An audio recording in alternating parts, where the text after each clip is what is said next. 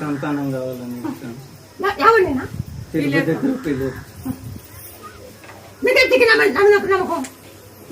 దానివల్ల తెలుసుకొని వచ్చినాము. వేరే వాళ్ళు చెప్పింటే తెలుసుకొని వచ్చినాము.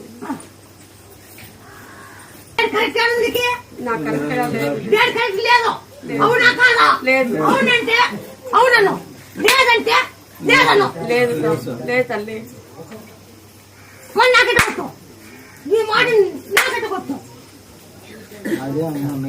తల్లి నీ టైం ఉంటే నాకు ఖచ్చితంగా సంతానం అవుతుంది తల్లి. నువ్వు చెప్పినట్లు నేను చేస్తాను.